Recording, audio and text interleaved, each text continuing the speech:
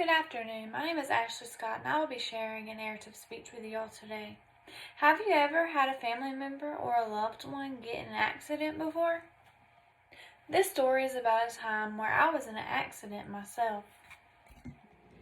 It was a Saturday evening, and I was with one of my close friends. We were on the way to meet some of his other friends to go ride four-wheelers and side-by-sides. We started off on his four-wheeler, but his battery died, so he asked me if it was okay if we rode with his other friend. So me being the person I am, of course I said yes. So we got on with one of his friends, not knowing he was intoxicated because he was driving normal at first. Then he started playing and cutting up. My friend told him to stop because I was in there with them, and unfortunately he did not listen. So he continued to play and cut up, and we started going around this curve while he was cutting up, and we started to flip. We rolled at least 3 times, if not more. While all this was happening, I was unconscious. It took me 20 minutes to wake up, and when I did, I was laying in briars and was told not to move. The ambulance was on the way.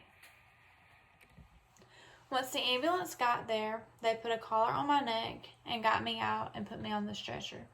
Then they put me in the back of an ambulance and started hooking IVs to me. They then proceeded to take me to the hospital. After they transported me to the hospital and did some tests, I was told I had 8 broken ribs, a punctured lung, and a severe concussion. I stayed in the hospital for at least 4 days before I could go home. It was a long road to recovery, and I still have difficulties until this day.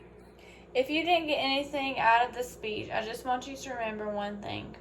Always know who you're riding with and don't just trust anybody. Thank you all for coming and listening to this speech. You all have a great night.